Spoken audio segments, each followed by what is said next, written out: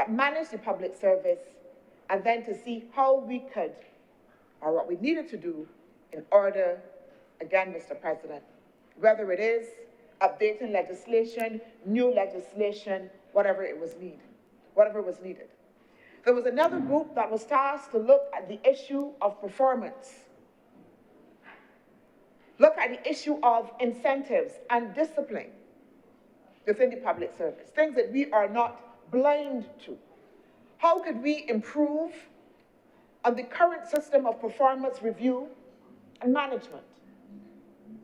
We're looking at the disciplinary conduct code that we had within government and said, how could we make it easier?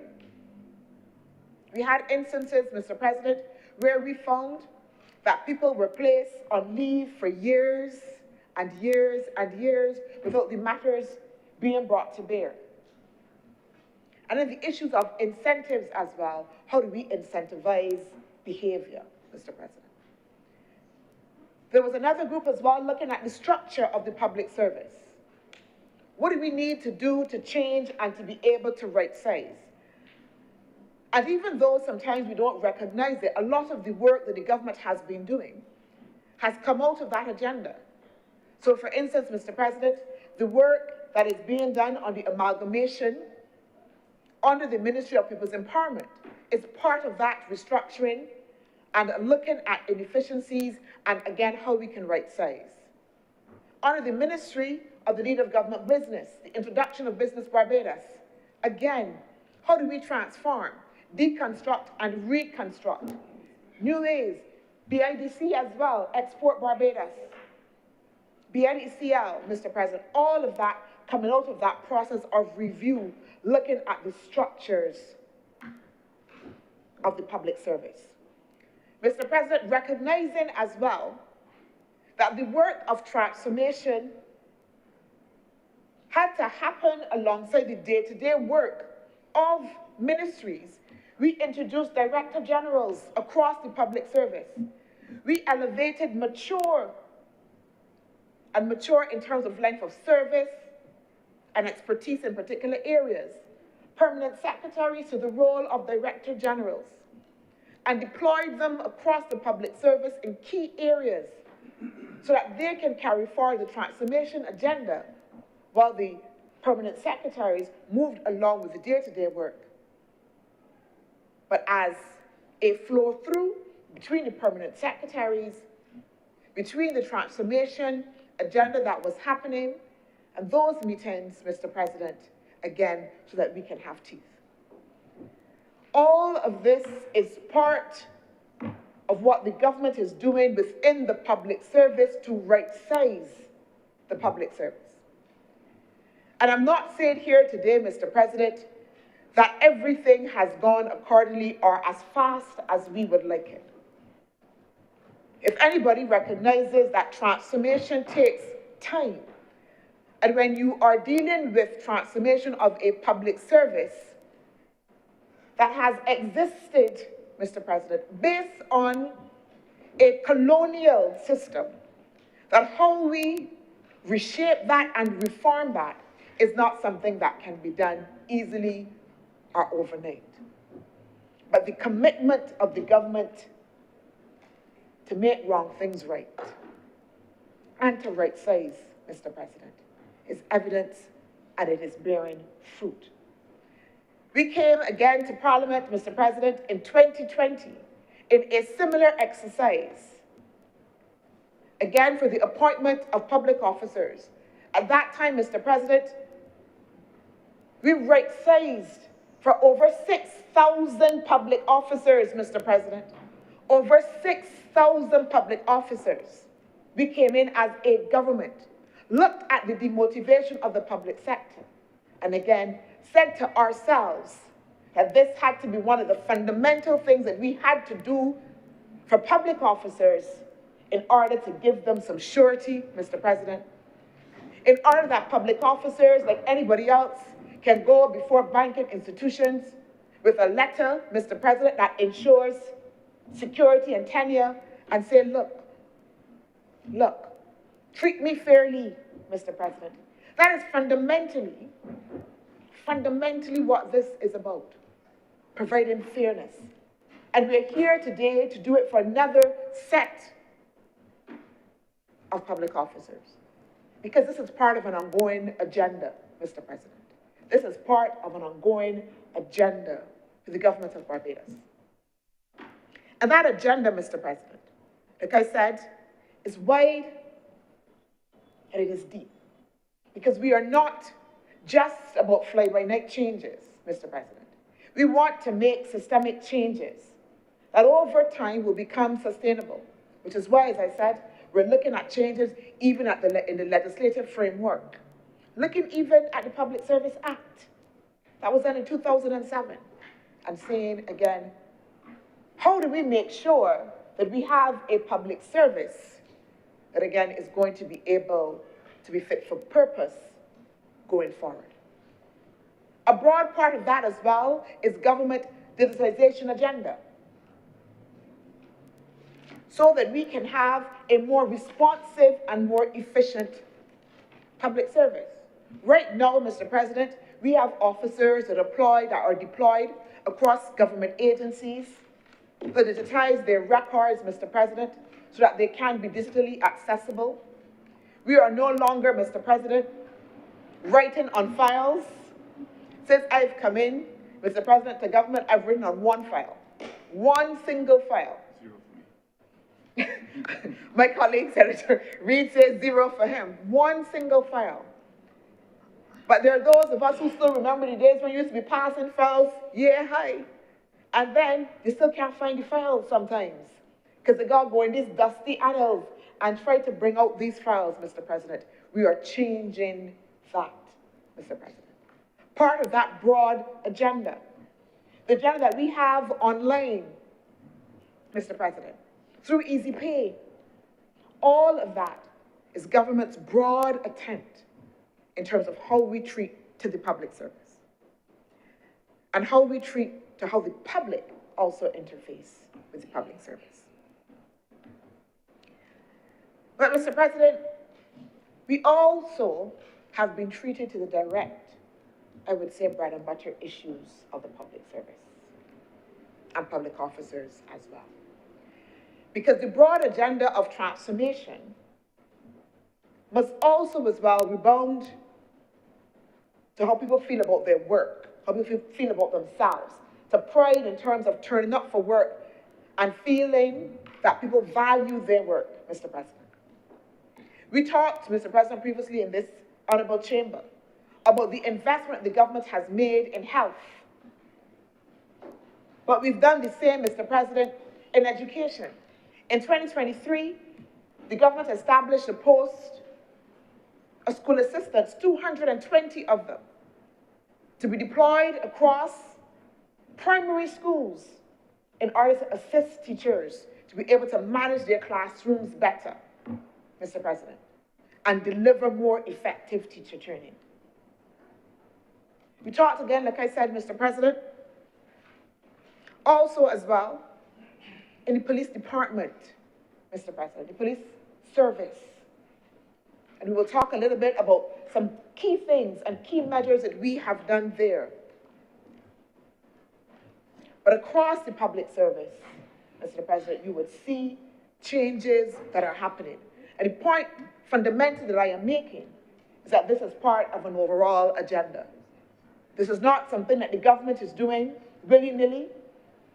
It is not something that the government is doing. It is very happy. I am sure all the public officers, the 2,095 of them, are going to be happy at this Christmas time that it's come here. But it's a process that has started. In the other place, the Honorable Prime Minister, when she introduced the bill, would have noted that as yet we have to have an overarching implementation of a human resource platform in order to make sure that, again, we can adequately and efficiently have all of the records of our public officers and all of the HR matters brought together in one place. And the absence of that stymies sometimes the ability to very quickly be able to get the information. So it means going through records, some of those same files, Mr. President, that I talk about, then to try to see who got a matter here, how long they was working, all of those things, Mr. President. So it takes time. And like I said, this is not a process that started yesterday, last week, in order for us to introduce this constitutional amendment. But it was a task that we had to ask of the public service to be able to do in order to make sure that we had the correct information to be brought to this place. Mr. President, currently, the job evaluation and regrading exercise is being undertaken. The public service did not see a regrading exercise since 2007 under a Barbados Labour Party administration. And we have pledged and are undertaking it now, Mr. President, because we believe that you cannot take a piecemeal approach, because we understand that there are some posts and positions, Mr. President, within the public service that are uncompetitive. We can't get people to take up the jobs because the salaries, Mr. President, are too low. But we don't want to pick and choose and here and there. So we said we are embracing a comprehensive regrading exercise. Because one, not done since 2007. And we are doing it, Mr. President, again, to imbue a sense of fairness into the treatment and positioning of public officers, Mr. President. That agenda has also as well been buttressed by the fact that this government, in the midst, and I want to say it, Mr. President, because it is important to understand fundamentally that we have not done so. We have not done this transformation agenda. We have not done looking at how we move and reform the public service, how we treat to the bread and butter issues, including, Mr. President, the introduction of 3 wage increases in the public sector, where none were given previously, Mr. President. Between the period of 2009, Mr. President, and 2017, Mr. President, not a single wage increase. This government has given a one-off payment of $1,500 and 3 wage increases. 3% in 2023, 3% 2024, 3% 2025. And we have done so, Mr. President, because we are intent on being the government that hears, feels, and sees people. Hears, sees, and feels people. So while others like to wax poetic about how we treat the Barbadians, Mr. President, this administration is intent on doing the work, on doing the fundamental work, on repairing for the public service all that was taken from them and making sure that they can be treated fairly and feel valued in their work. So we've done that, and we are set, Mr. President, for the period of 2025-2026 to also as well enter into negotiations as well. Looking forward, Mr. President, to another wage increase. This government, this Barbados Labour Party administration. So, Mr. President, we had those years where the public service did not see that wage increase, did not see a regrading exercise. Mr. President, we had a period in which the public service, in which, for instance, the police service were told we could not build you any new stations because of the economic situation. We could not do major improvements because of the economic situation. In which this government, under an IMF structural program, not 1, but 2, gave wage increases. Three. Three. In the midst of a structural adjustment process. As we did with the reintroduction of free tertiary education, Mr. President. So that our record for how we treat to elevating the status of the public service, Mr. President, cannot be denied. Mr. President, I want to point to the work now that we've done specifically for the police service. We introduced a criminal investigation allowance which became effective April 1st, 2024. And that criminal investigation allowance, Mr. President, provided for the fact that we understood that detectives in particular carried out a level of task, dangerous, Mr. President, long hours, that needed to be rewarded. This government introduced that in 2024. The post, Mr. President, of senior constable was created with just under 300 persons being appointed, Mr. President. 300 persons being appointed for senior constable. Recognizing that we had people as constable working for 20 years or over, or so, Mr. President. And we wanted to be able to elevate them, that they could bring their experience to bear in the service and have the requisite elevation. And those persons, Mr. President, were recently appointed. We also, as well, had the appointment of over 46 special constables with 3 years or more. Some with over 10 years, Mr. President, working as special constables, being made police constables, Mr. President. Being made police constables, Mr. President. Mr. President, I want to mention under the national minimum wage that we increase wages for island constables and watchmen, Mr. President. They had a substantive increase per day of $19.56, Mr. President, per session. A substantive increase, Mr. President. And all of this done within the context of a constrained environment, done within the context of a social environment, Mr. President, that we have to be able to deal with. All of this done within the context of a program for reform and transformation.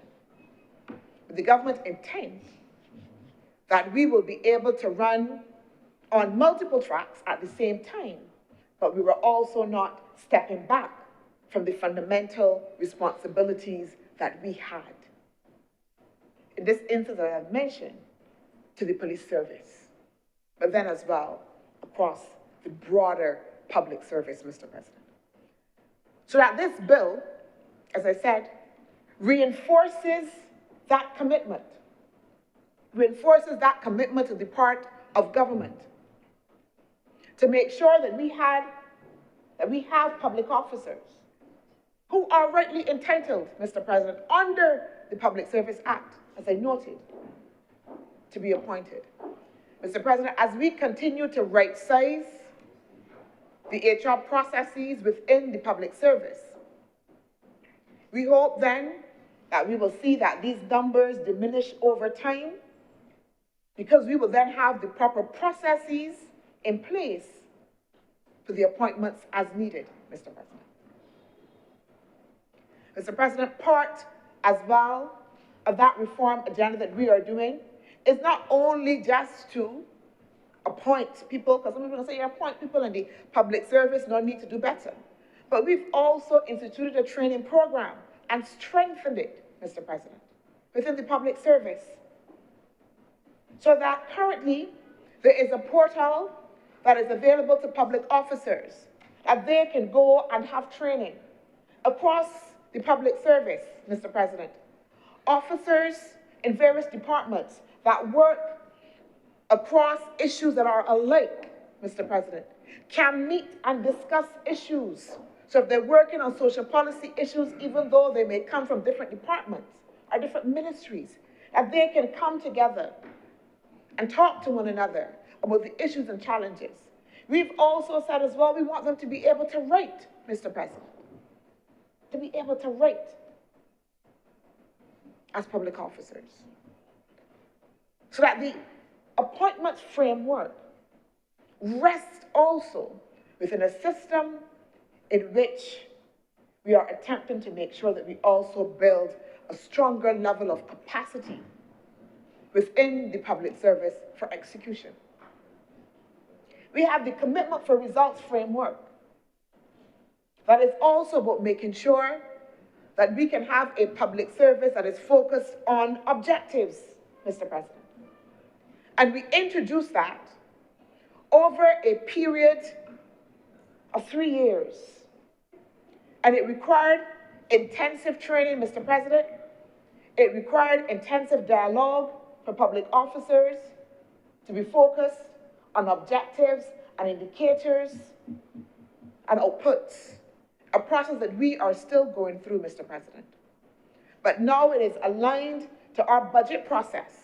It is now aligned to our budget process in order to make sure that when departments come to estimates, that they are coming with their budgets aligned to core purpose, Mr. President, that their budgets are aligned to core purpose. So that, Mr. President, this amendment, yes, Mr. President, is specifically about those 2,095 officers, 2,095 public officers. But like I said, it rests within a broader frame.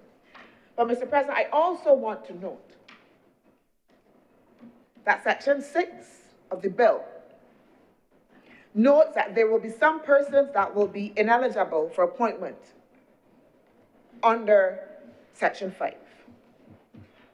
And Mr. President, I read from the bill, a person shall not be eligible for appointment to an office under Section 5, where the person is the subject of a disciplinary matter commenced pursuant to the provisions of the Public Service Act, Cap 29, or any other relevant enactment, is the subject of an ongoing criminal matter, was convicted of an offense and his conviction has not been expunged from his criminal record, has been on medical leave for a period of at least 3 months, cumulatively in any one calendar year, and has had his case processed with the Director General for referral to the medical officer or medical board, has in his personnel records a negative report or report of conduct which contravenes the Public Service Act, Cap 29.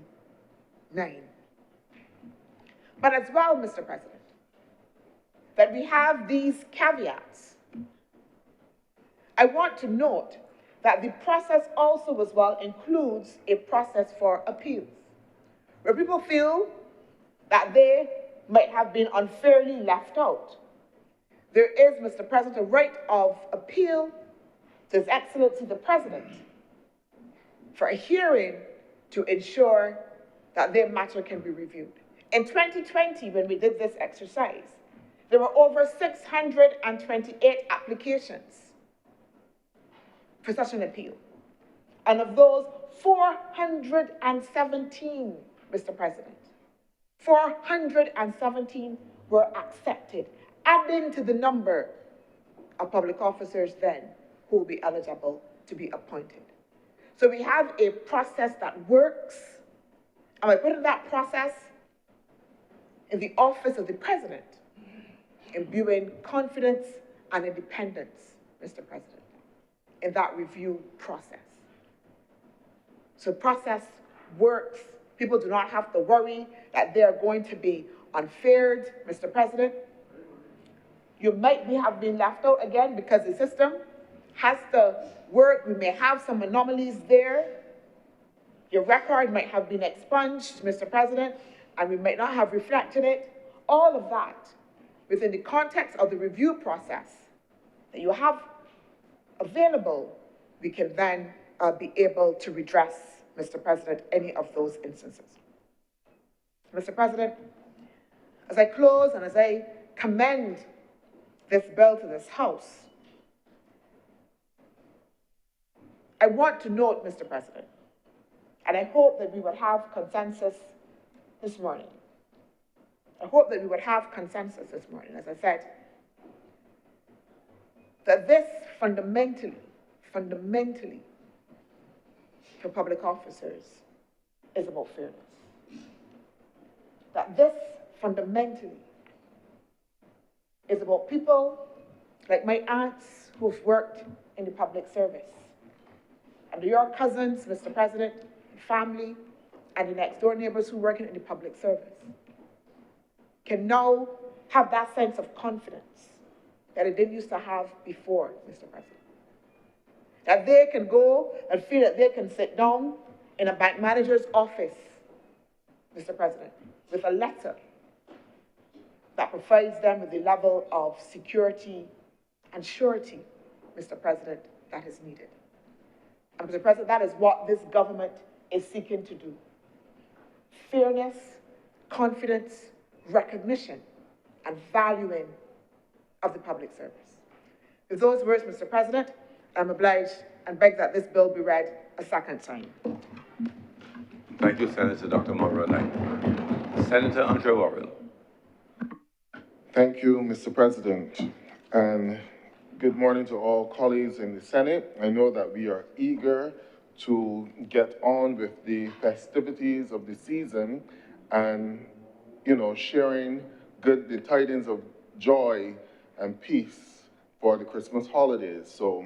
But we have the work of the country to do, and I rise in joining this debate on the appointment of civil servants who have been within the profession or working in for 3 years, appointments and promotion, who have been working for 3 years or more.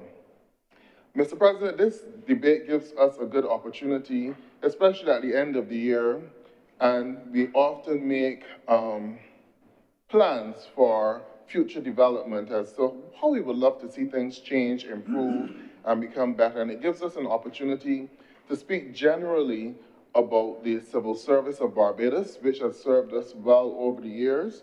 But obviously, there can be some improvement, there can be some change, and we would hope, and that improvement and change would be necessary for the continued development of the country. So, while supporting the bill, this is not the first time that a bill of this nature has come before the Parliament in either administration, but even though there are provisions within the civil service that should make these appointments automatic, and we need to get to that stage within the civil service where these appointments become automatic and these legislation should not have to come to Parliament for debate to make it seem as though any one particular administration is favoring or granting favor to civil servants. Because within the general orders, there are generally rules as to the appointment of civil servants, and we need to get to the stage where we follow and adhere to those rules. There are also rules as to the acting appointment of civil servants and the promotion process as well. And while we are here dealing with that, we have to look at some of the challenges which many civil servants face and which our public service face in general in Barbados. And those challenges can be broken down probably into 5 areas. We have human resources and staffing issues. We have compensation and benefit and industrial relation issues, issues with management, governance, and accountability. And in that, we see the possibility for political interference as well and poor accountability. We also have training issues and capacity skill gaps within the civil service, which need to be addressed and looked at. And we also have the bureaucracy and service delivery problems, which many Barbadians complain about on a daily basis. The time that it takes to renew a driver's license, the time that it takes to whether or not you have to go to the Barbados Licensing Authority to pay or to have your vehicle registration updated once you've paid your insurance. For many Barbadians, there have been that misunderstanding over the years because at one point you were told once your insurance is paid, the vehicle registration is taken care of and you don't have to do it. Then at the next end of it, you are told, well, you still have to go to licensing authority and update the vehicle registration because you may be driving around and see someone with your registration number, even though you have paid your insurance and all of those things, but your is not up to date. This ties into the issues with technology and modernization challenges. Unfortunately for this current administration, I have no hope, and I don't buy into any of the technology advantages which they buy into. And I would give a classic example. For years, I have been renewing my driver's license using the Easy Pay service. Then I was told from this year that is no longer available, which resulted in me having to travel to the licensing authority to renew the driver's license. And after that, you couldn't even get your driver's license card updated there. I went to Old Town, you have to go to the Pine. So I have no hope in any of the technological advances brought by this government because one, they've been proven not to work. Two, they have been proven to be exposed to hacking. And three, well, they generally are a complete waste of time and do not improve the efficiency of the civil service. And you know who gets the blame for all of this? The civil servant who sits at the counter as the cashier or as the clerk who has to process the application that the member of the public is dealing with, and the member of the public who has to either take a day off from work, have to ask for extended time during their lunch hour just to get simple things done which could have been done online and which the government promised in their modernization that they would be able to offer the people of Barbados a digital economy where things are more easily done online. Mr. President, you also have issues with legislative and structural restraints, health and safety, and a number of key areas. So I want to spend some time, Mr. President, speaking about some of these issues today as we discuss the appointment and promotion of over 2,000 civil servants who have worked within the civil service for over 3 years and who have qualified for that appointment or promotion. First, Mr. President, I want to look at the area of the public service crisis. And the failing is not because the public servants are lazy. It is a struggle because leadership has failed to modernize, plan, and respect the institution. For years, Barbados has had a very efficient public service with well-trained civil servants with years and years of experience. And we have found over time that there has been a loss of that experience to the public service. One of the reasons for that loss will be brain drain in terms of persons seeking opportunities elsewhere outside of Barbados because of the opportunity to earn better salaries. Now, if we want to continue to boast of a public service that does well towards and contributes towards the development of this country, we need to recognize that you have to reward and pay public servants the salary that they believe that matches the work which they're doing. Otherwise, we will continue to face that problem in terms of losing experienced civil servants and losing persons from the public service who are well qualified and trained. And we do spend a lot of money within the civil service to train and qualify persons. We've lost persons as well because of changes to the pension age, so that with the upcoming changes to the pension arrangement, Senior civil servants took the opportunity to jump ship instead of having to work additional years beyond the time period in which they had planned to work. So because of that, we've lost a lot of top-level civil servants with experience. And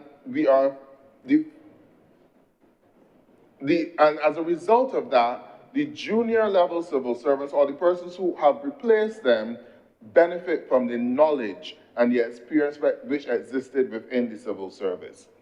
And I'm talking about persons who worked as executive secretaries for ministers, who would be able to know how the process works in terms of being able to guide a new minister or civil servant as they come into a ministry. Persons within cabinet office to the level of maybe not the cabinet secretary, but the senior administrative officers or deputy permanent secretaries who would provide good counsel. We have lost some of those persons over the years, so that a lot of the technical knowledge within how the government is run, the protocols, have been lost and not easily replaced. So we need to find a way of maintaining those persons within the civil service and having a succession plan in place that the younger persons will be able to quickly learn from their experience and have that transfer of knowledge. Even when you go to professional areas such as nursing and medical professional as well, we have a lot of nurses who have left Barbados because they're quite frankly not satisfied with the level of pay which a nurse receives here in Barbados who is fully qualified. And you can look at going to places such as Bermuda, Cayman Islands, the US or the UK, and you are paid twice the amount that you would work for here in Barbados. So obviously they will jump at those opportunities, and then they're finding it difficult to be promoted. And for specialists as well, who spent years in terms of developing a specialty, being trained by the government, but because of the bureaucracy within the service, at the hospital, within the polyclinic setting, or within the health service setting, choose, you know what, I value my life over this frustration, and for peace of mind, they may choose to either go out into private practice, or they may even leave Barbados as a result of that. If you go through the health service in Barbados, there are a number of consultants which we do not have at our disposal. And we have to rely on consultants which travel across the region to provide service to the people of Barbados. These are things that we need to proactively address as we go forward and take some firm decisions that money may be better spent to pay persons an adequate salary, and also to have the conditions of service which would keep persons within the service, because we need them and we need their experience. I also would look at transfer and promotions and the way how we deploy persons. A number of young people and opportunities for younger persons. A number of young people in Barbados today are crying out that they're not being hired because a couple of weeks ago, no, just last week I believe it was, you saw a number of the real estate construction persons making an argument that they found it difficult to find skilled laborers here in Barbados. I took the time to check the website of one of those construction companies, and for a job of a plumber, they required a plumber with 4 to 5 years experience. Now, I know that just in that same week, there were a number of young persons in Barbados who graduated from the Samuel Jackman Prescott Institute of Technology with qualifications in plumbing. In fact, one of them, after I posted the article, asked if I can source the contact information for the HR manager for these construction companies who claim that they can't find skilled laborers here in Barbados. And I did share the information with them. But they're looking for plumbers with 4 to 5 years experience. Now, that is an issue, because obviously a person who is now graduating will not have 4 to 5 years experience. But how much work are you doing in terms of bringing on persons to train them or taking the opportunities to train them, because a lot of our experienced plumbers in Barbados learned through apprenticeship. They worked with a senior plumber or electrician, and they got their qualifications through apprenticeship. So why are we not offering that opportunity for our young people? Coming back to this debate, Mr. President, I'm saying that the government needs to open up its doors to more young people in terms of apprenticeship opportunities and that first employment opportunity in the civil service. Many of our senior professionals in Barbados, be they doctors, be they lawyers, be they accountants, be they engineers or civil servants, many of them benefited from having their first job in the civil service, either as a teacher, either as a clerical officer, and then through their job in the civil service, they were able to put themselves through university and get the professional qualification in law, in medicine, in engineering, or in accounting. And then they went off, either returned to the civil service in a senior position, or they went into private practice, or worked for the private sector. We need to return to those days in Barbados where young people see as a first opportunity the opportunity to work within the civil service and get that valuable experience. Because wherever you see a job advertised in Barbados, they're asking for 3 or 4 years experience. And you can't have 3 or 4 years experience when you have just graduated from university, when you have just left secondary school, in those areas. So we need to do more as a civil service, as a government, to ensure that we give our young people opportunities, because many of us have benefited from that opportunity. Then there's also the other aspect of it in terms of right now the police service is doing a massive recruitment drive in Barbados. And you also have within the police service the challenge of you have persons who've been within the police service for over 20 years who still remain at the rank of a constable. We need to have greater transfer. We need to have greater transfer of civil servants between departments as was done before. And I know of this because my father, many moons ago, started as a police officer. And then he was able to transfer to the immigration department. And that is the job that he had until he died. And these are the things that we need to do as a way of, because you cannot promote every single constable within the police service, but can we promote them by allowing them to more freely move around the civil service? And there is a procedure there for that as well, where you can have persons moving into the probation department, you can have persons moving into the welfare department, the immigration and customs. And I do believe, Mr. President, that these are areas that we must focus on more as a government in allowing persons who have gone through the police service, the Barbados Defense Force, to more easily transition to other areas within the civil service and take the knowledge and the experience with them. I do have a challenge in one area when it comes to customs. Now, the role of a customs officer is a very critical role. And I believe that the individuals who perform those duties should have the necessary knowledge and experience.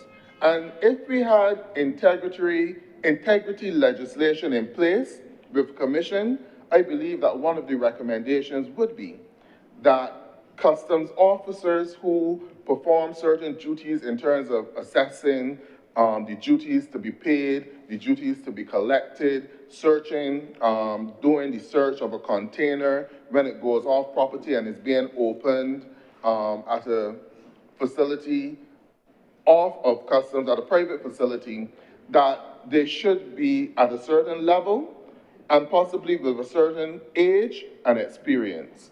And this is where, if you had that transfer process between departments such as immigration, the defense force, those persons moving into these areas in customs, it would help to reduce some of the possibility of any bad behavior more or less happening in areas such as customs. So I believe that these are things that we need to look at as well, Mr. President, as we go through the legislation.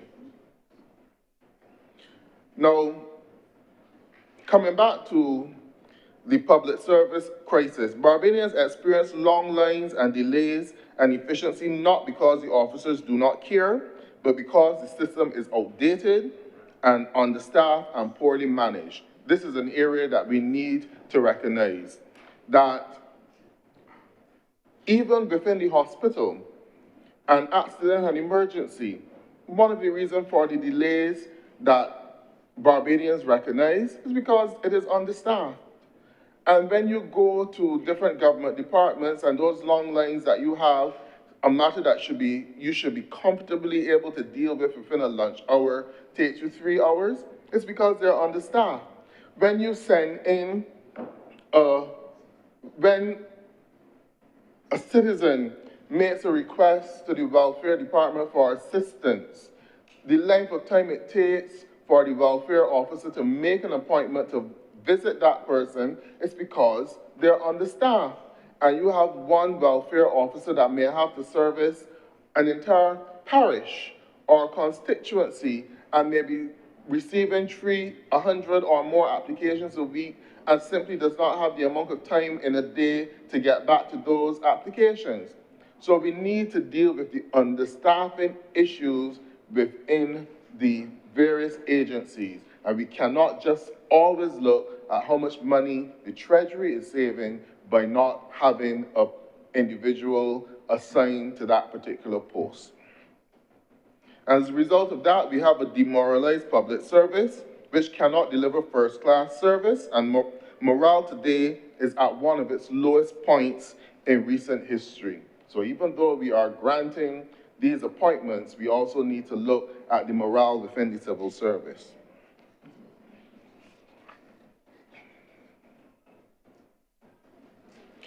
Now, Mr. President, there's the troubling issue of the acting appointments having become a permanent feature of the public service, and it denies officers the stability, fair pay, and career certainty. You have a number of persons who are acting within the public service, especially within the teaching service, who have been acting for 3 or 4 years, and some persons even retire from the service and have not been paid their acting allowances. These things need to be rectified, and because when an individual takes on the responsibility to act in a senior position, and they do not get the pay commensurate with that role, they take on additional duties helping out the school, the ministry, or the department. And for that person to be in that position for over a year and don't see an increase in the acting allowance within their paycheck, it becomes a bother for that individual. It becomes a burden for that individual, because here you are, you're doing the additional work, you're extending the additional time, but you're not receiving the monetary or financial reward for it. And then in some situations, it is even so painful that the individual may return from sick leave, study leave, and vacation, and you still do not get promoted into that position. You are put back into your substantive post. These are things which we need to address, which are not fair to persons within the civil service. We also have the pay, conditions, and industrial relations issue.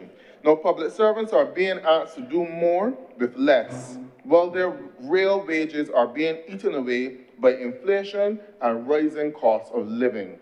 These are issues which need to be addressed. We need to properly pay our public servants and recognize that the cost of living is eroding all of the pay that they are getting, so that the public service was a slower track to becoming middle class. But now you have many public servants who may seem as though they are part of the working poor within the population. So we need to look at outstanding overtime, acting pay, and allowances are not accounting errors, but they are a result of broken promises, Mr. President.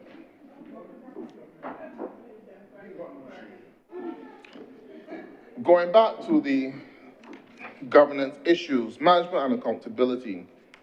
Now, many years, in every Auditor General report, the Auditor General flags issues within the civil service.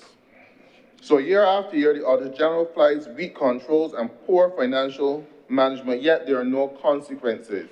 We also need to send a message to our civil servants as well that you are not just in the service to be promoted, but you need to have a proper performance management culture and system within the service as well, and accountability within the system. So to whom much is given, much is expected. So, and if you meet all of their conditions of service, you must expect delivery of that service as well. So therefore, we should see reduced incidents of the Auditor General reporting of practices within the civil service which does not meet the financial rules, and it shows a wastage not only in funds but of time for projects to be done within the civil service.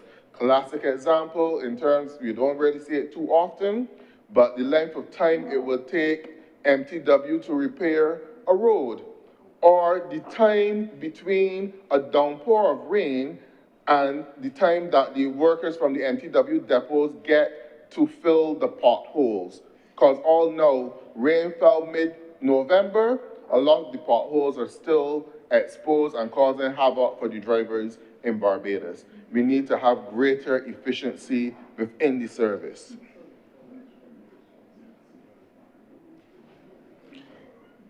With regard to service delivery, Barbadians are tired of hearing "come back next week" from a public servant trapped in an outdated procedure. When it takes months to get a permit, pension, or approval, that is not efficiency. That is institutional failure. And I want to speak a little bit with regard to pension. Now, as a result of COVID, Mr. President, there are a number of housewives who would have lost their husbands or maybe during COVID.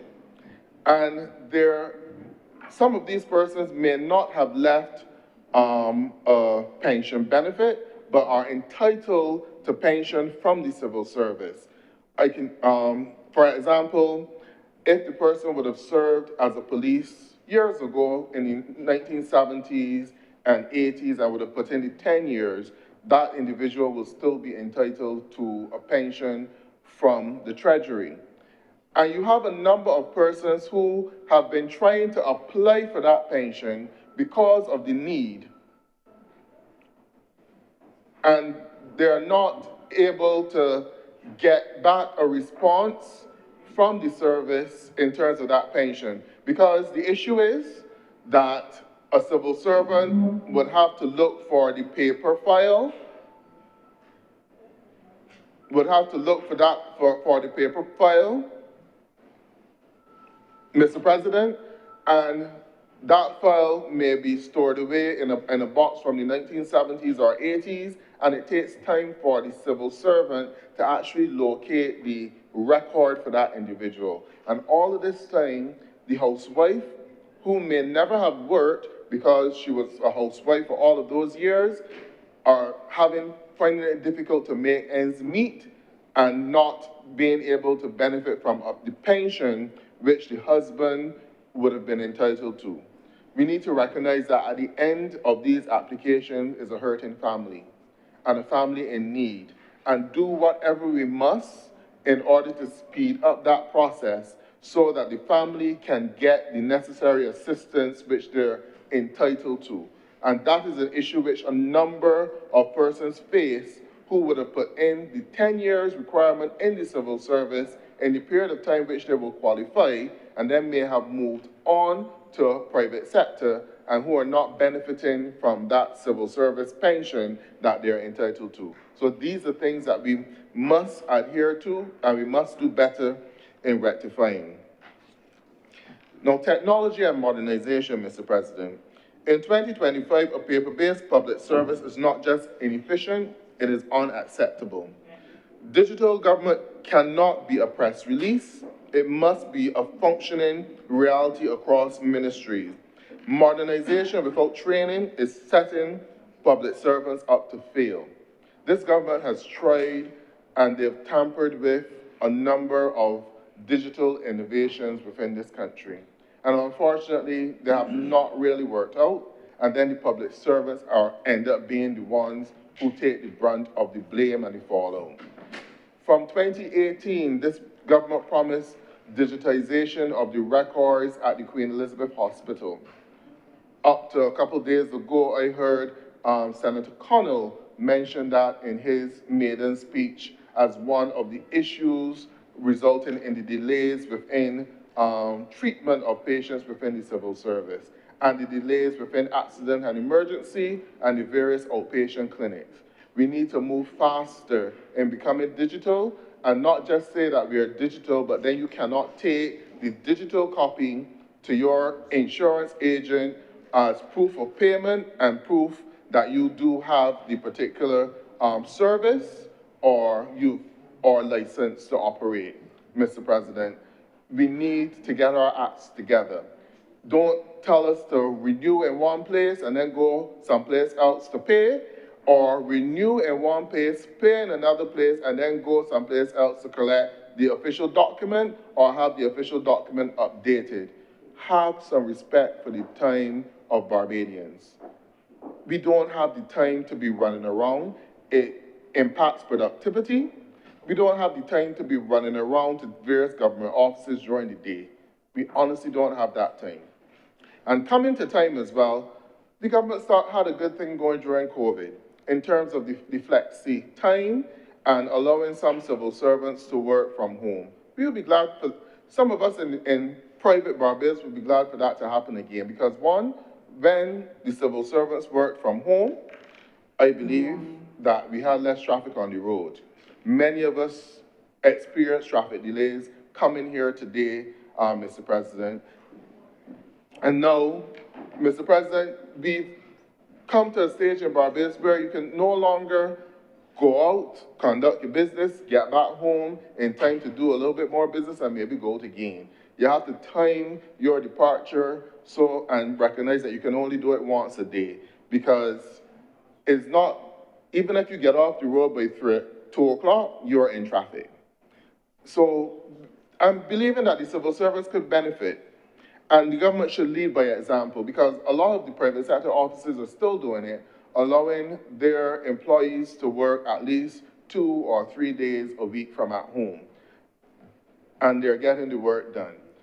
The civil service can lead by example and allow more workers to work from at home, get the job done, stay off of the road, and have a little bit more time for themselves as well. Because at the end of the day, the work is still being done, and you'll find that you spend more time working if you don't have to get up at 5:30 in the morning, stay in rush hour traffic for an hour to get to your desk for 8 o'clock. You're already tired, and you're already frustrated, and then you still have to take a half an hour to catch yourself.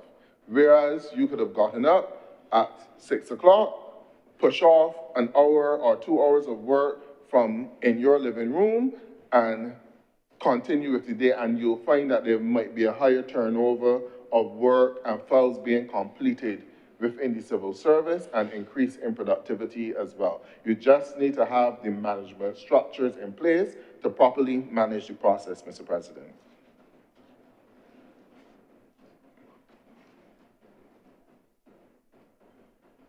Now, I believe that through the work of the Democratic Labour Party, while in office, we did improve a lot of the working conditions for civil servants with the building of the office spaces in Warrens. But there's still some improvement that needs to be done, especially within the schools, because every week a school closes as a result of environmental issues. So you cannot demand professionalism from public servants while housing them in dilapidated buildings with inadequate equipment. So we need to do what we must in order to improve the conditions in our schools. It's not only a burden for the children, the students, but also for the civil servants who have to work in those environments as well. And burnout in frontline services is real, and ignoring it threatens both workers and the public they serve. You need to recognize that, Mr. President. Now, in going forward, Mr. President, while we support the promotion and appointment of the civil servants, we also need to get our act together as a government, not BLP, DLP government, but the way how the entire civil service is run, so that it becomes more efficient and more effective, that it becomes a rite of passage. There's one other issue, Mr. President, I need to address before I sit. Now, merit-based recruitment and promotion systems within the civil service. There's an issue that Barbadians are facing right now in trying to get a job within the civil service. They're often told you need to have a referral letter or a reference letter from a member of parliament. I think that those days need to come to an end within the civil service. After the election period, the parliamentarian services every single individual in the country. The civil service is for all Barbadians. And to have to require a reference letter from a politician, Mr. President? What do you rise? I rise on a point of order. There's no requirement within the public service, within its act, within any process or policy within the public service that requires any individual to bring a reference letter from a politician in order to gain a thing. And to do so and to say so is to really be casting aspersions on the public service itself. Thank you very much. Please continue, Senator Morrow. Mr. President, is there a point of order, or can I continue on the same? Yes, the minister pointed out that in the Public Service Act and regulations and administrative, there's no such requirement. But you can continue to make your point. Thank you, Mr. President. Even though that may be the case, there is a growing custom, especially since 2018, Mr. President, if an individual wants to get a job at the Water Authority, if an individual wants to get a job at Sanitation Service Authority, if an individual wants to get a job at the Queen Elizabeth Hospital, if it is not within the legislation, I think it must be made clear to the persons doing the hiring not to ask persons for these letters, because persons have been asking for these letters. They go to take in their applications and they're being told that they need to have a referral letter from a member of parliament. What I'm saying, Mr. President, it ought not to be happening. The referral letter that the individual might need could be the ones that you will customarily get from your teacher at secondary school, or your teacher, or from a member of the clergy, the church that you attend, or from a manager that you worked with in the past, or from a member of the community of high standing who could offer a character reference for you. Mr. President, we've seemed to have reached a stage where these applications are only taken seriously if they come along with a referral letter from an MP. And I'm saying, Mr. President, that needs to stop in this country. And we cannot have a politicalization of the civil service. When persons receive a job as a civil servant, doesn't matter which administration you were hired under. Before, we used to say your responsibility is to the crown, but now as a republic, we will say that your responsibility is to the state. And you do your job to benefit the state, regardless of who would have hired you. You also have another issue with that same practice, because when it comes to disciplining some persons, they would actually say to the manager, I was hired by XYZ minister, so you can't tell me anything.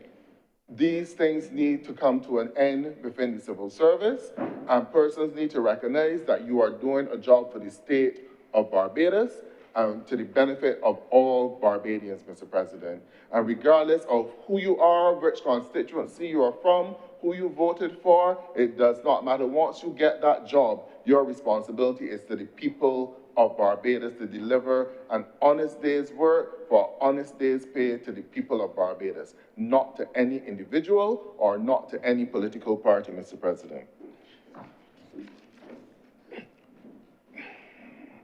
And Mr. President, I believe that we've made ourselves clear that we need to take the opportunity to definitely modernize the civil service, not just promise it. And we also need to respect the conditions and services under which the individuals work.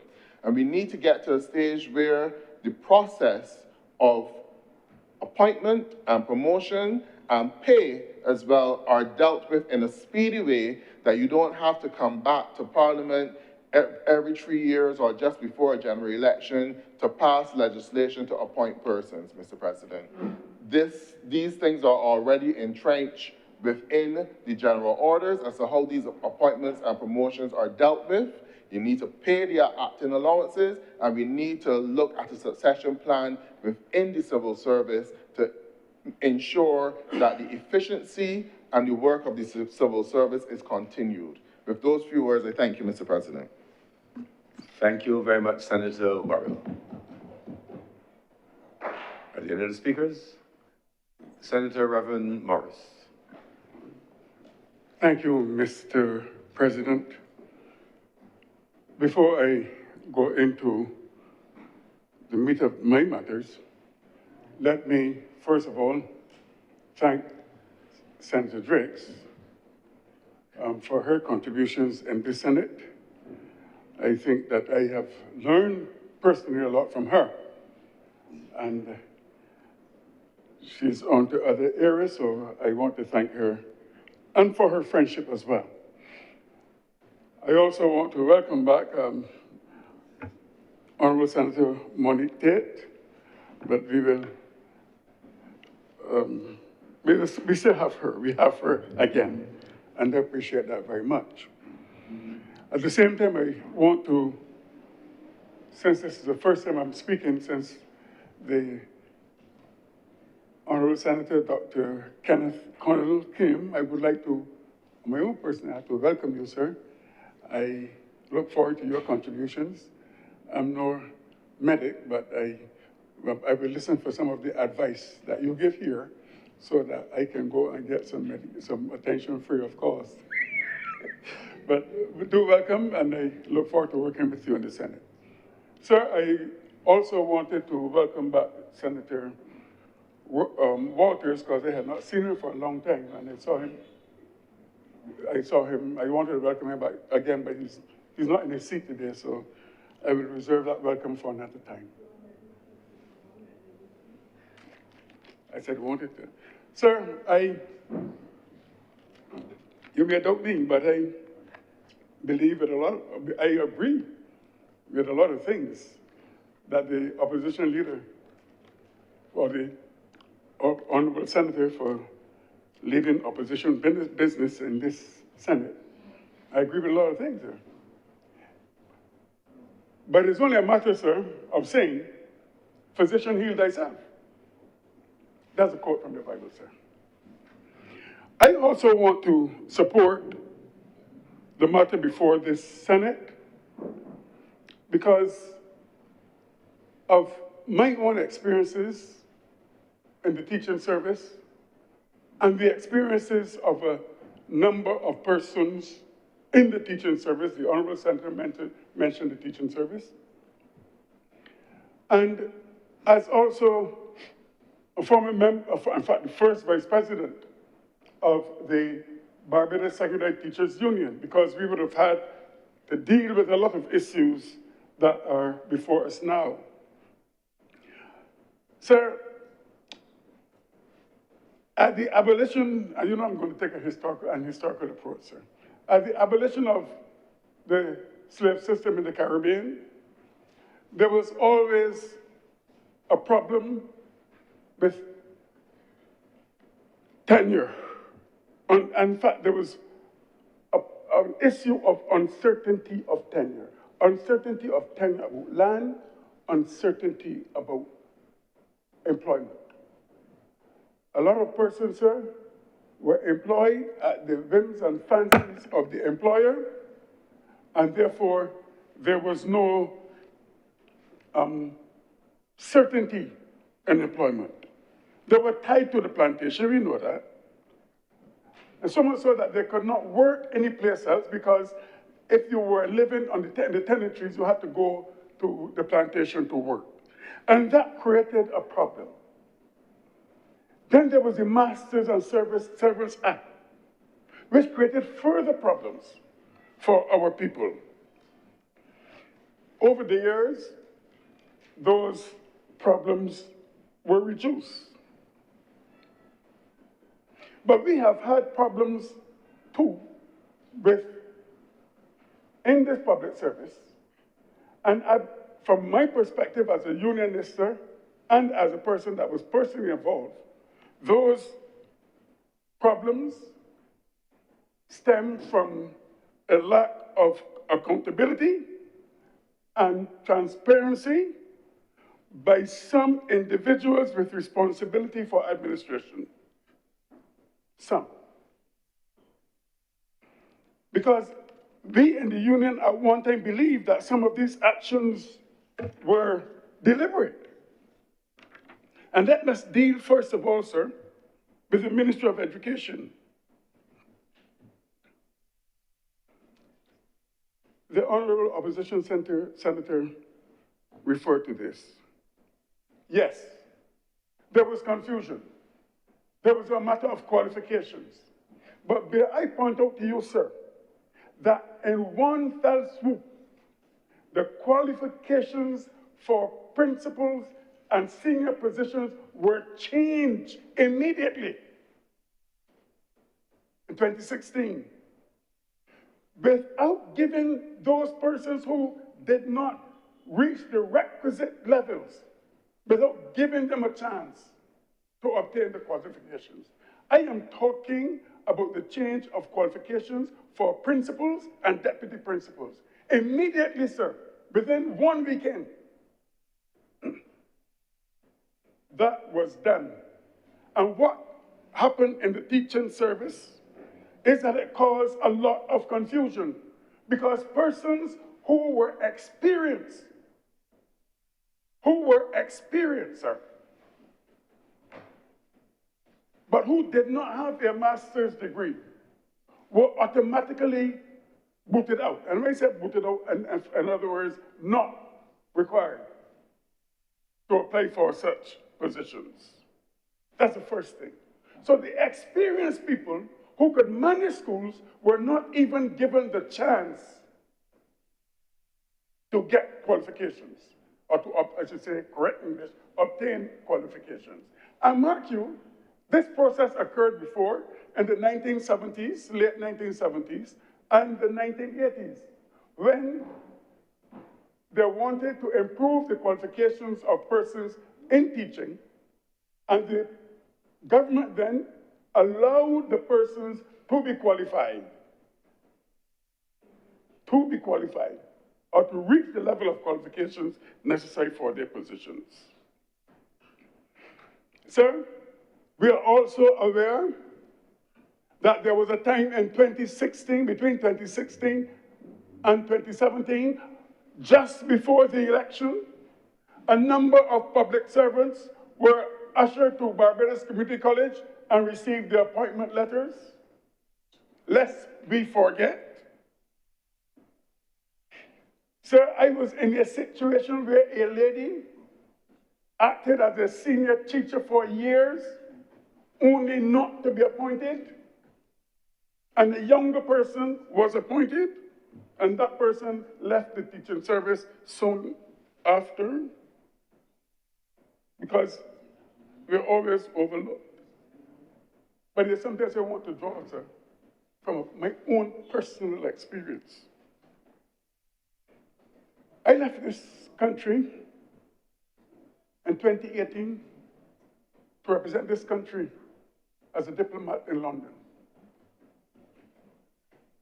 A person, the most senior person in the Department of History at the school was, I can't say appointed, was acting in the position of head of the Department of History. So do you know when that person received any compensation for acting? Last year. Since 2018. I do not want to blame anybody, but I want to say that every time representation was made to the public service, they were told, we never received these things. We never received the next. And that is why I say, I've said, and I'm going to say it here now, that I believe secretary treasurers in the schools in Barbados should be brought into the general service, not the employees of boards of management. They should be brought in to the general service. What else, sir? That you cannot expect people to be in an acting position and then 5 or 6 years later, they receive their compensation, and even going against advice, not to pay the persons all the money one time, they still did it. So the person ended up losing. Sir,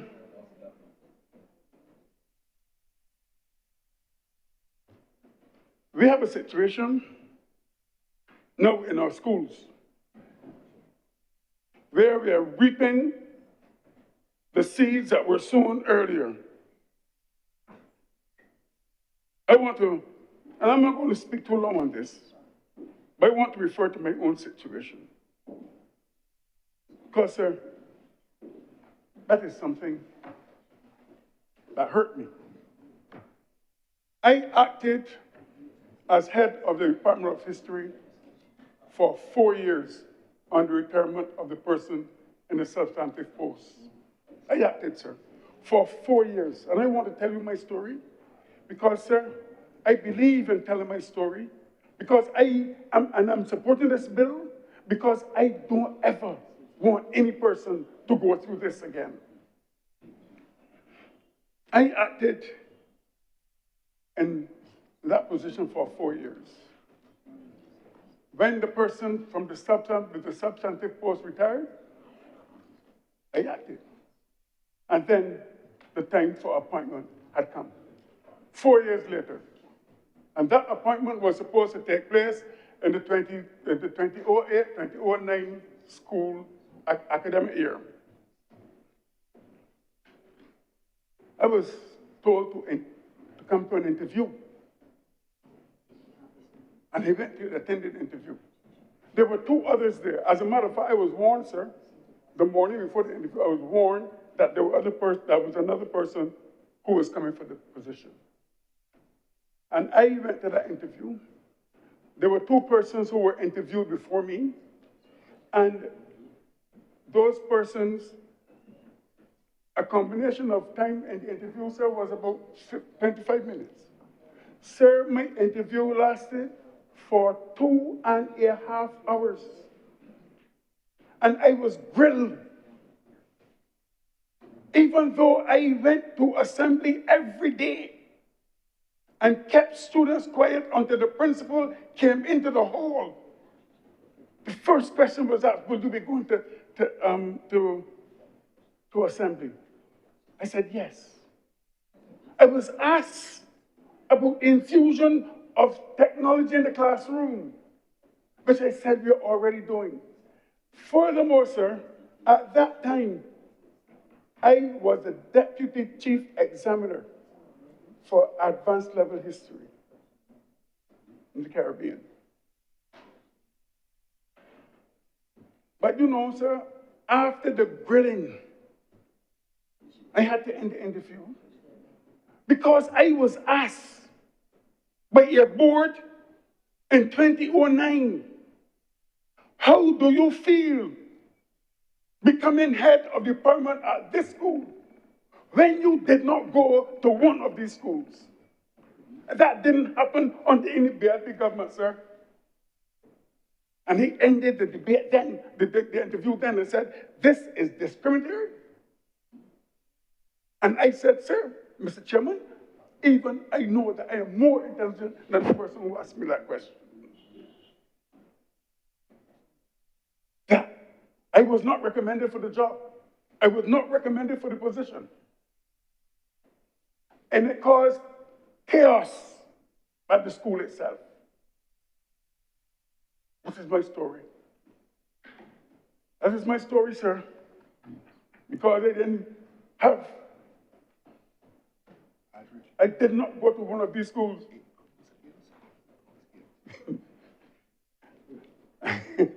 And, sir, it caused chaos, not me. It caused chaos. I just said that because I'm hearing their side, sir, but that doesn't refer to you.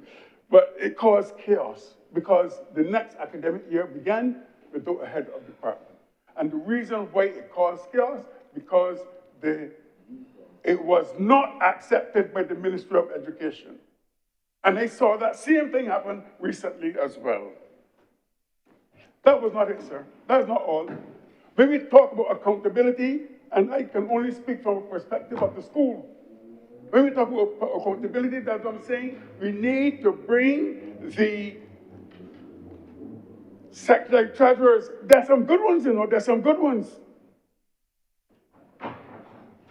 But we need to bring all of them under the public service. So I came back here in 23,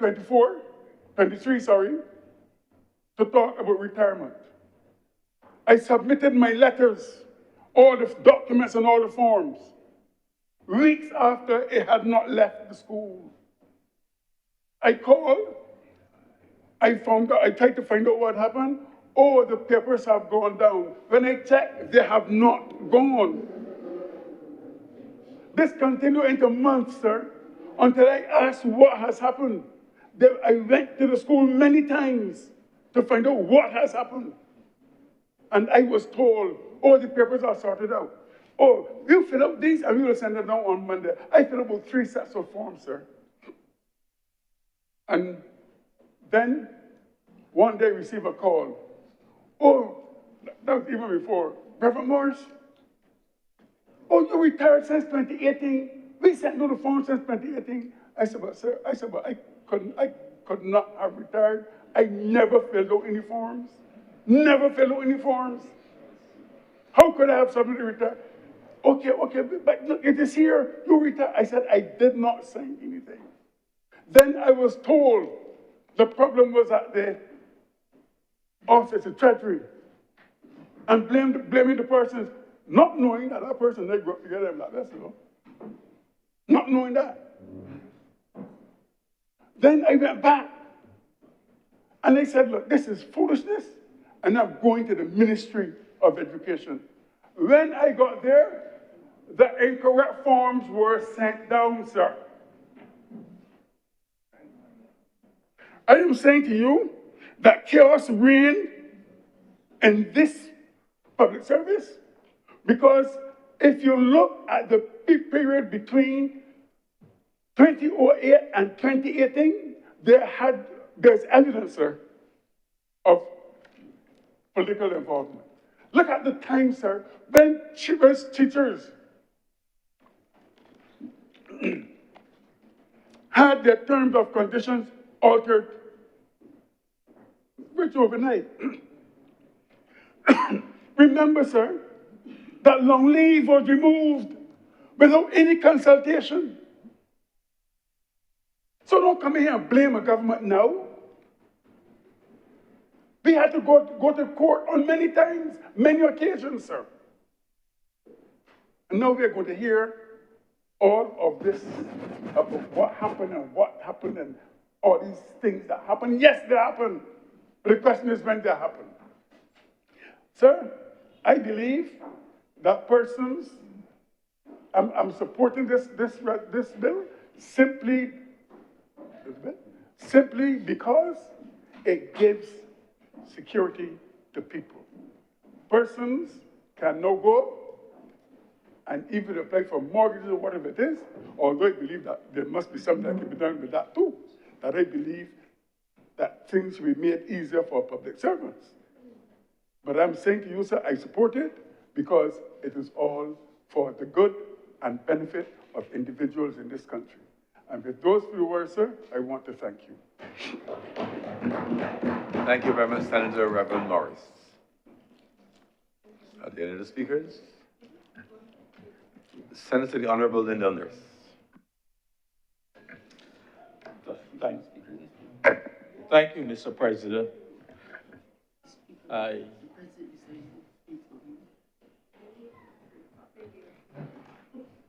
I'm happy for those civil servants who will be, of course, the beneficiaries of these appointments. And, you know, by and large, I think we have a pretty good public service. And majority of our technical people and our other civil servants are doing a good job under the circumstances which confront them. So I think whenever there's an opportunity to get an appointment, it is good. It, of course, gives some level of security of tenure. You know, people can now go to the bank or whatever and maybe get a loan or get a mortgage because the bank now feels comfortable that they're in a secure job. And so this idea of having appointments is a good idea, but not advocating, Mr. President, necessarily that it be done as we go forward in the way that I've seen it done over the last 3 cycles. 2007, for example, 2024, and now again. We seem to be coming with this idea that you come to Parliament and you appoint whoever has been acting for the last 3 years, or well, in this case, 3 years. But the point is, Mr. President, that it is not the best way, in my view, for dealing with appointments. And as I said, I'm not critical of the people who are now going to benefit. But I think we have got to get to the stage where promotions are based on, are merit-based. The days are gone when we can look at people promotions or based on the length of time that they've been active in a position. I know in the old days, for example, you used to have mostly you found that it was done on a seniority basis, and you used to hear the civils, the unions speak a lot about supersession and all of that. But if we are to have, as we go forward and as we try to develop our governmental services and our productivity, we need basically to be able to have persons who are obviously fit for the jobs in which they are working. So a blanket promotion of people acting cannot be the best way of dealing with the situation. We need to be ensured that people being promoted have the necessary technical skills, the qualifications. The whole process should be what happens before a person can be permanently appointed. If we don't, we continue to accommodate, for lack of a better word, some levels of mediocrity, inefficiency, which may be occurring because some of the people who benefit may not necessarily be the best persons for those appointments.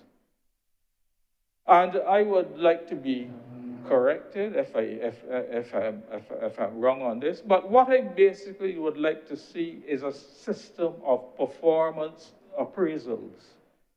I don't know if this is a requirement in the civil service, and if it is actually, if it is it being done? Is every civil servant being evaluated on a regular basis to ensure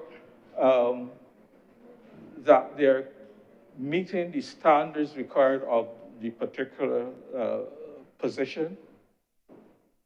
And if not, what is there and what is being done to ensure that you can help them along the way? If when you do the evaluations, you find that there's some people are not up to standard. How do you help them along? How do you ensure that there's that the necessary training, retraining, or whatever is there so that people can upgrade their skills to the level that is required? You know, Mr. President, fairly recently, I believe it came to both chambers of the House, where we had a situation where police constables, for example, were in some cases in that position for 20 years or in excess of 20 years. Now, you know, something has to be wrong if you are in a position for 20 years and you cannot be promoted. What is the reason? What is wrong? And I know that a position or a post was created called senior constables. Now, you know, imagine after 20 years and all you can look forward to is being promoted to a senior constable. It seems to me that something is wrong with the system, and we need to make sure that as we go forward, these technicalities are tidied up. We need to make sure that this is not really seen to be any political thing, that you come in to Parliament and you appoint a whole set of people who may not, a whole set of people into permanent positions in the service. This is an administrative function. This is something that the department need to be working on and ensuring that these promotions are being done on a regular basis. I don't know what is the bottleneck. I don't know what is causing creating the problem that, you know, you have to do this level of appointments every 3 or 4 or 5 year cycle. But this is something that that the department should be working on, and there should be a process where people, as I said before, there should be the process where people are evaluated on a regular basis, that their performance is being put on their file, and I bet you look to do promotions and you start to talk about promotions, you refer to how a person has been progressing. You can see that the person has been working towards getting their promotion, that they're diligent, that they're qualified, and that they have a right.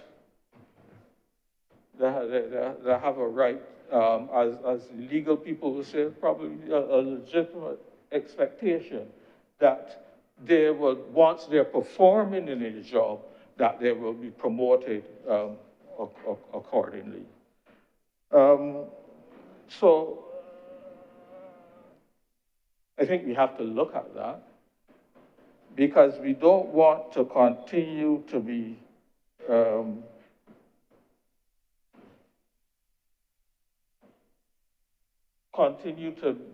promoting the system based on length of time in a position, or based on seniority or something like that.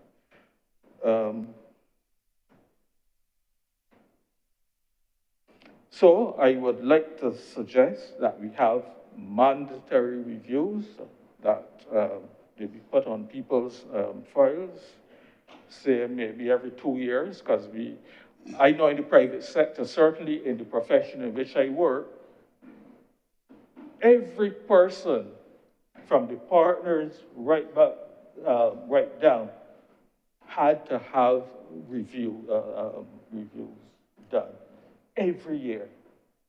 And that was the basis on which you got your promotions, or you got your salary adjustments, or you got your bonus at the end of the year. You looked at all of these things. And so it was a pretty transparent and fair system when you got your promotion, or when you got your salary adjustment, or so. And, you know, we have a lot of young people who have with lots of excellent qualifications, and I don't think that they should necessarily be kept back because somebody may have been sitting in a position for 3 years, and then you pass legislation which allows them to be appointed in that position. We cannot afford to allow our young people who are eager to move forward to be affected by this kind of arrangement that we have had to do in the past. And I understand that it was necessary because certain things were not being done. So all I'm suggesting, it's not an indictment of what has gone in the past. All I'm suggesting is that as we move forward, we look to a more appropriate and a more transparent method of doing our promotions.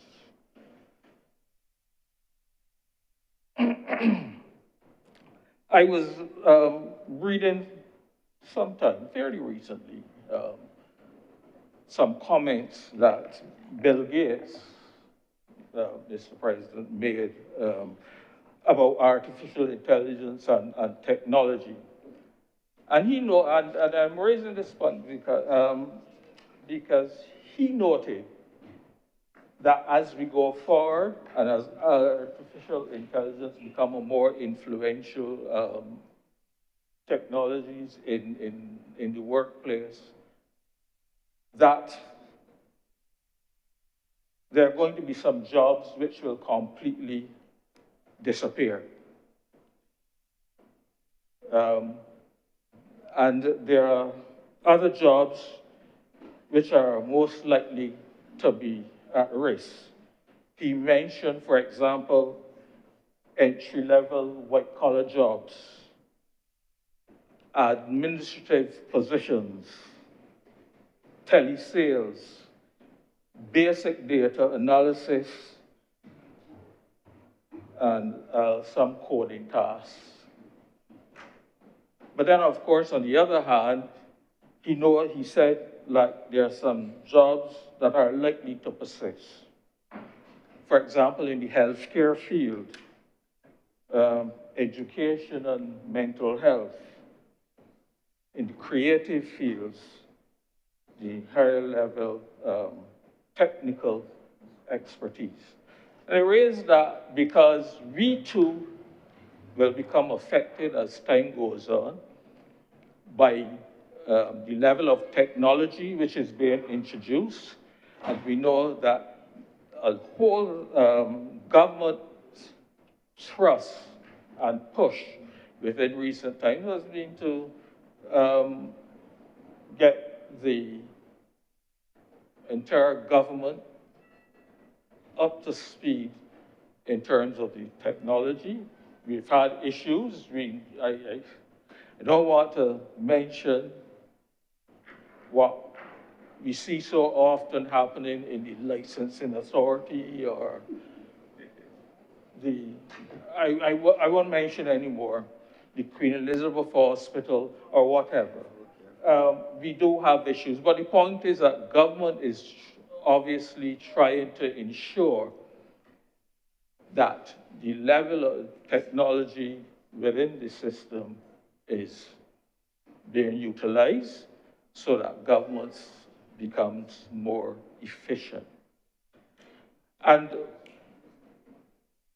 so I mention this in the context that we have got to see that we are planning as we go forward to be able to make the adjustments for those jobs that we are likely to disappear, but at the same time, making sure that the planning for those jobs which are likely to persist. And in the nursing field, for example,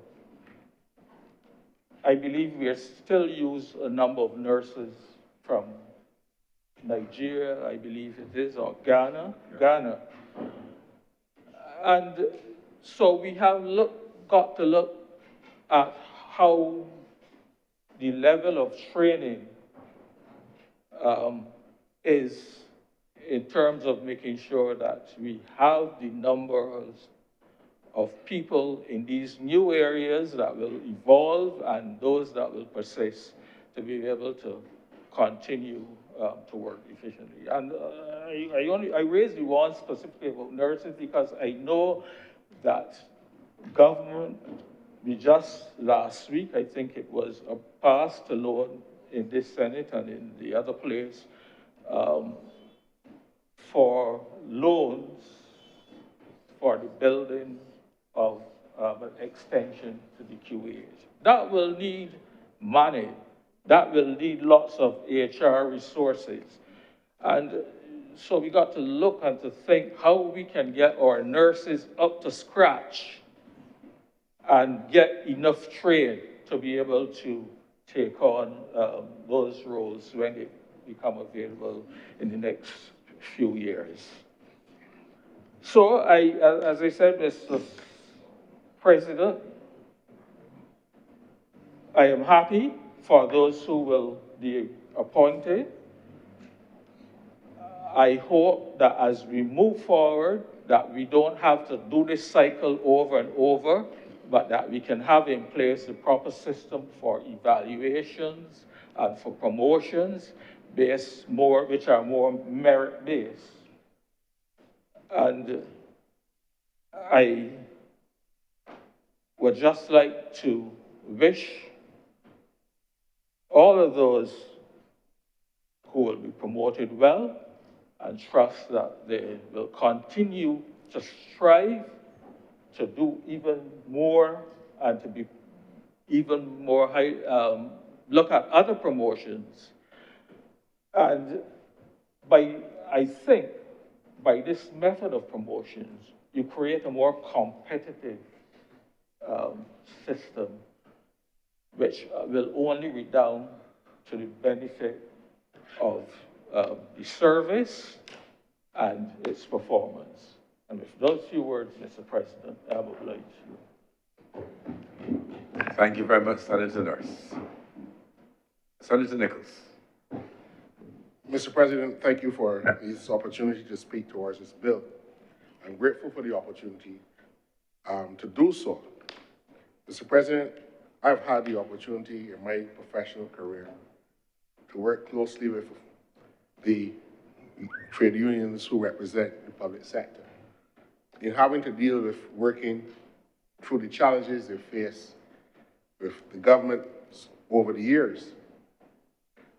And I think it is important to set the record as to why this legislation has had to be passed, how it has been amended throughout the years, and why it is necessary to preserve the dignity of those persons in the public sector who are required to work in offices for many periods of time. So I've had the opportunity to engage with persons who have been acting in positions for over 20 years,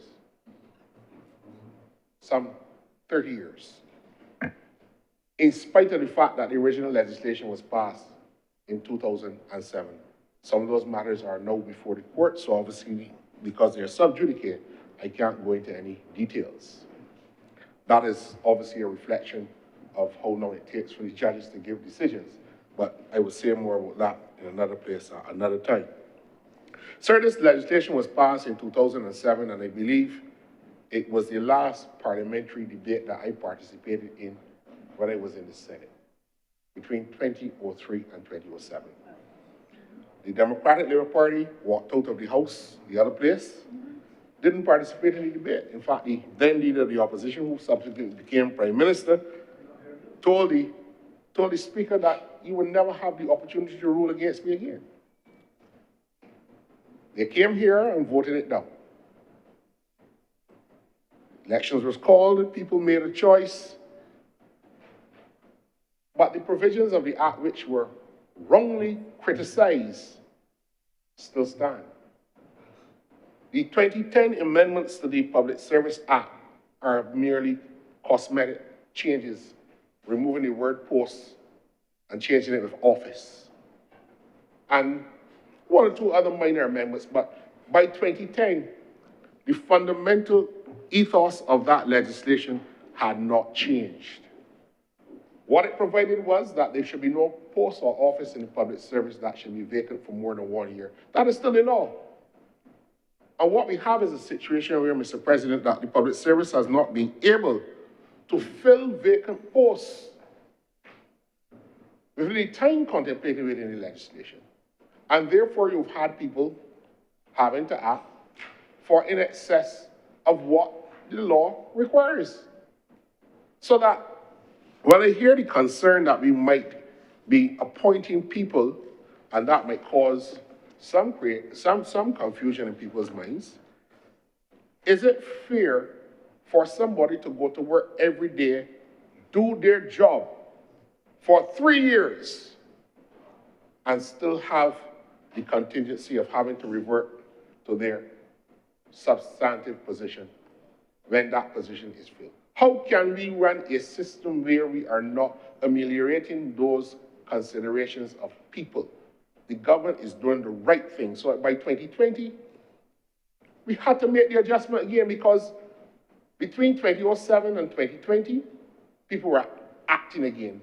And what the public sector unions and those unions representing all the public service workers were contending prior to 2007 became a problem again.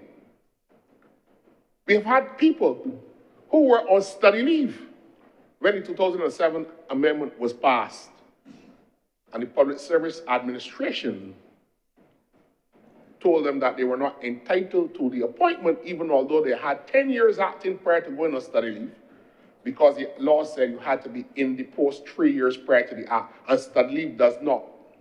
Study leave does not entitle you to an appointment. So those persons were unfared And some of the 400 persons that Senator Dr. Mulroney spoke to who appealed to the Governor General are those persons who had to bring those extenuating circumstances. So that provision in the Act, which also was wrongly criticized, has been used by our head of state to make good in people's lives. And the reason why that is so, Mr. President, is because we have adopted within our constitutional structure the peculiar framework where public officers are appointed by the head of the state on the advice of the Service Commission. That is to insulate them from the interference from the political class. But what that has also done was to create a system which we have to guard against its being misused. Not by the politicians, because they can't directly touch the people, and they will come to instances where they have circumvented that, but to ensure that those systems are protected. So that is why it's necessary to clothe this amendment to the Public Service Act within the context of the Constitution, because we know that there have been actions and urgings to interfere with public officers every time there's economic turmoil, particularly under the Democratic Labour Party. Because you will remember, Mr. President, that by 2008, not 2008, that the 8% pay cut in the early 1990s was inflicted on public officers because the government had run out of cash. You remember that in about 2012, 2013, 2014, when the Minister of Finance, then Christopher Sinclair, the Honorable Christopher Sinclair, in his what I termed the water cut budget, when he said, why you cut? And asked the Barbados Labour Party to join with the government in a constitutional amendment to remove the protection that the Barbados Labour Party put in place to ensure that public service salaries are never troubled again. You had to cloak that within the garb of the Constitution to ensure that public sector workers are not pawns every time there is economic turmoil, particularly when we are under the Democratic Labour Party reign. Mr. President, you will remember that when that 8% pay cut was paid back,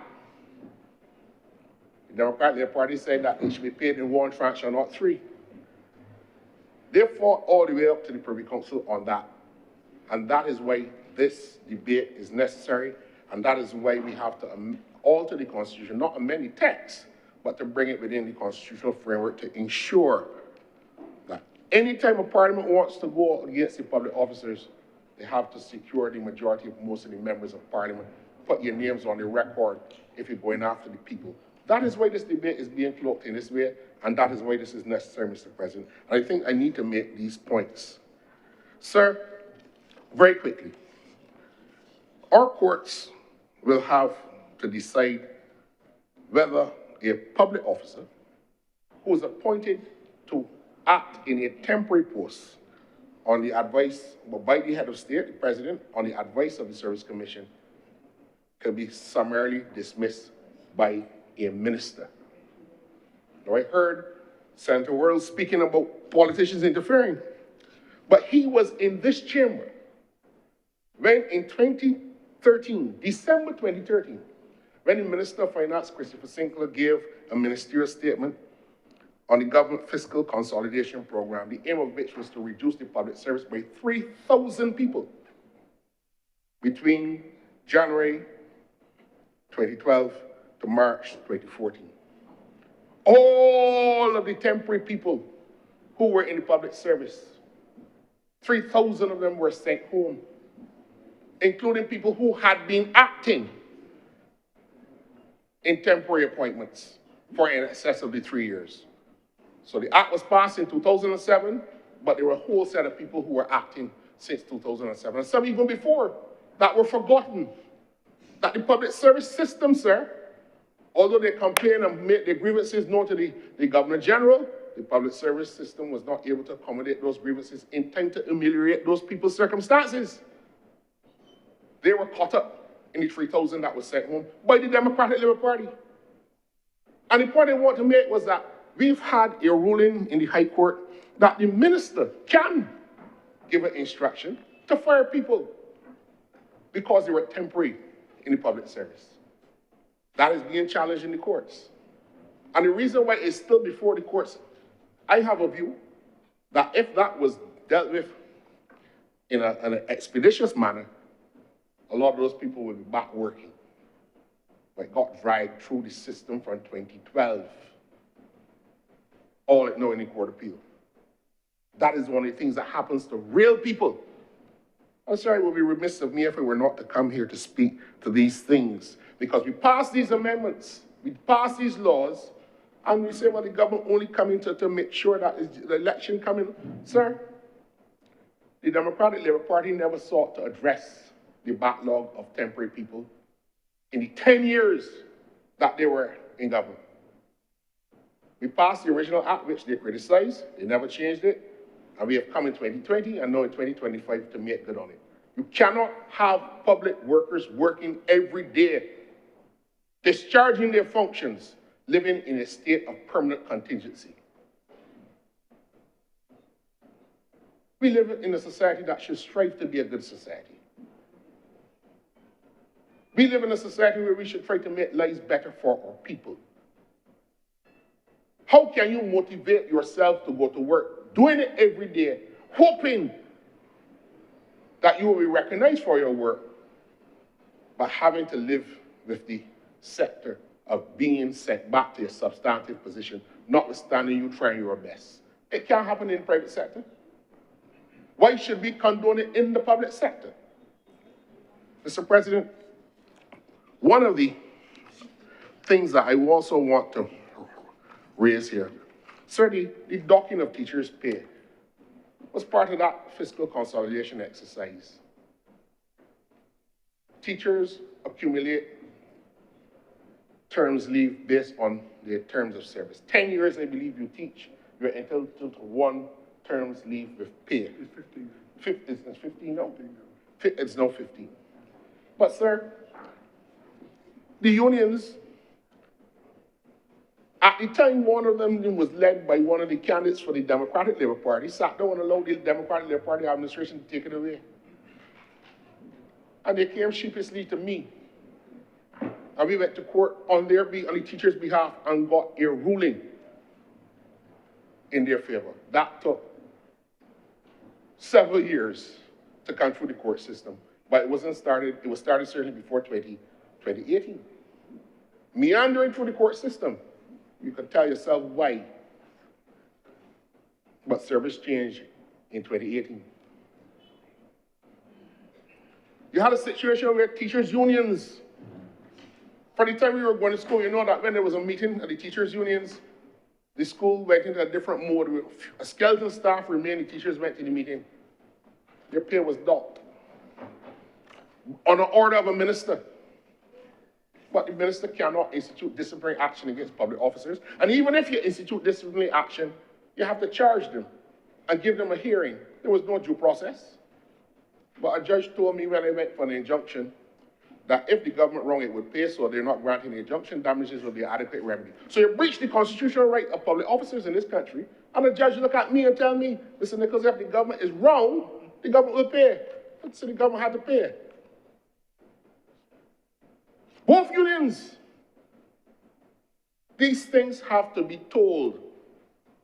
Because you will hear the argument, the government amend the Constitution, on Monday they come back on Friday and amend it.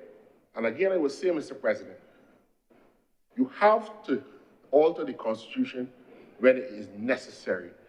Constitutional reform is not the only occasion which requires you to alter the Constitution. These things are necessary and are reasonable and are prudent. And I want to remind the public of these things because we are not always going to be a government forever. That's a fact. But while we are here, we are going to do the right things that will stand the test of time, like the 2007 Public Service Act and the consequent amendments. Mr. President, with those few words, I'm obliged to. Thank you very much, Senator Honorable Christopher Maynard. Thank you, Mr. President. Mr. President, I assembled all these documents, and Senator Nichols has got up and said everything. But, sir, history has a way of repeating itself And Senator Nichols admitted to something that I noticed when I read of the list of bills debated and passed in 2007, that indeed the Public Service Act was one of the last things that came to Parliament in that session. And I hope, Mr. President, that history will not repeat itself. Mr. President, I couldn't help but notice when I started to read this particular bill, I had this strange sense of the deja vu. And I thought, I was a little bit sleepy, and I thought, am I just not saying these things right? I took off my glasses and I cleaned them. And then I realized that today's bill is not at all dissimilar to a bill of 2020.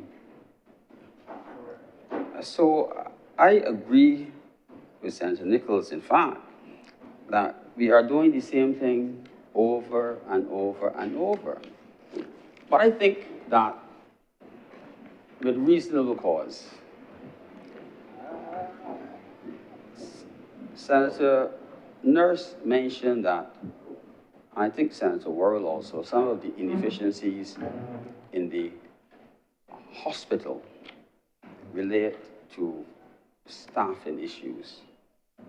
I can't speak to the exact numbers, but there are inefficiencies that are related to staffing issues. And some of it is created because people were not being appointed with the speed that they probably should be. But this government, sir, was under a serious IMF program until recently. And I think that one has to be prudent in terms of how one behaves when one is doing certain things. So it does not surprise me that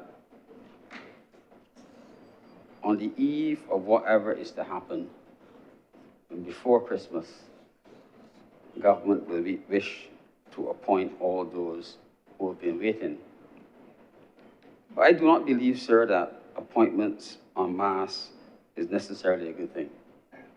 In the QEH, there was a system of review and appraisal introduced probably almost a decade ago, where persons, and well, I know I can speak to all the medical staff, had to have an appraisal done.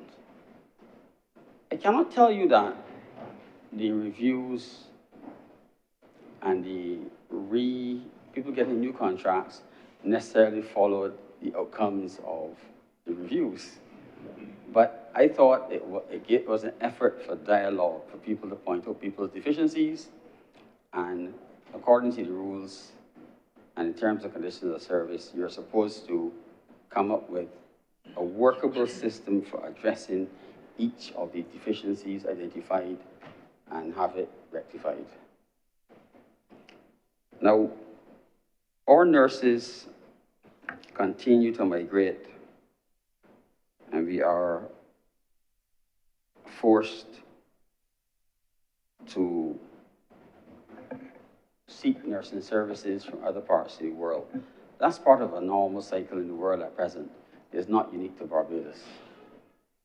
So increasingly, we are seeking nursing expertise from overseas. And these persons are contracted into these jobs. And in time, they move on. The world is in a cycle now, again, of further recruitment. So the nurses who have been here and have been serving exceptionally well will move on to figuratively greener pastures. And we will have a new cycle. What will be interesting to see, sir, is whether the government's new appointments, whether our own Barbadian migration will stall. I'm not wishing for it to stop, because I believe that people should be allowed to seek their highest professional achievement wherever they can. So I do not wish to stall the movement of our nurses. And sir, I hope that with these new appointments, and I also hope in a major way, and hope is not a pun, that the HOPE project and nurses who would not have qualified will now qualify, and they can have stability by the possibility of owning their own home. But it will not stop there. It is one thing to appoint persons to posts, but if you do not make the conditions of service comfortable, they will still leave. So being appointed does not bind you to the country, because when the recruiter comes and you're offered housing, medical insurance, school fees for your children, and all the things that you would wish, people will still go. But sir, there are small things that a government can do that makes it more comfortable for those who remain. And you may stop some of the movement. For many, many years, sir,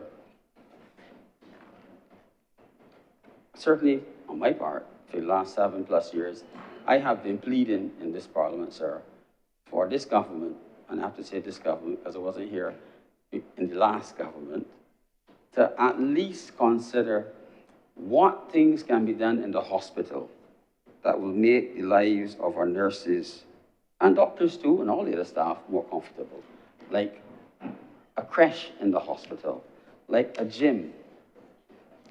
And more recently, sir, like the ability to get some food in the hospital at night, or during the day, or eat lunch, or have Senator Cummings come up to the hospital for lunch in the refurbished cafeteria, sir. Because there's none. I am sure, sir, that with Dr. Senator Connell's concerns about chronic non-communicable diseases, he can probably confirm, if the records were available, that the most frequent stop for Kentucky delivery is at the QEH. And that's because no one has seen it fit, sir, to fix the cafeteria which the people, the public servants, depend on. It has been closed for almost 2 years. Think about that. 2,000+ people working in a 24-hour institution cannot get food. It's a disgrace. It's nothing short of a disgrace. Yes, we'll be eating at home on Christmas Day, but those who work in the hospital had better bring some food with them. And that is a state of play. No one has fixed it. It is not good. So you may have a guaranteed salary and a job, but when you come to work, you are still at square one. Sir, so I plead with those in charge, consider it a New Year gift and fix the cafeteria in the QEH. And sir, I thank you. Thank you very much, Senator Nurse. Senator Dr. Connell. Mr. President, I rise to largely support the bill and perhaps to confirm what my colleague has said, that the #1 delivery service to the hospital, unfortunately, is not NCD friendly. In fact, I am told they have a QEH special going on. So the terms and conditions of service need to be improved. Every year, it annoys me because every year there's another example of a colleague who has trained, and for which this country has invested in, either at the primary, secondary, or many of them are Barbados scholars, or they've gone off on national development scholarships, so has invested heavily in their training. And they're returning back to give service to this country. And let us make no mistake, that service is not because of salary. It's usually because they want to give back, or they just have an allergy to maybe colder weather. It is frustrating and annoying to see the delays in recruitment. Many times people get frustrated and say, you know what, I want warm weather, but clearly I can't return home. I'm going to go to another Caribbean country. And there's a clear example of this that I'm speaking about happening just now. We're a colleague who was trained in Barbados, primary, secondary school, not St. John, but still secondary school, and went off,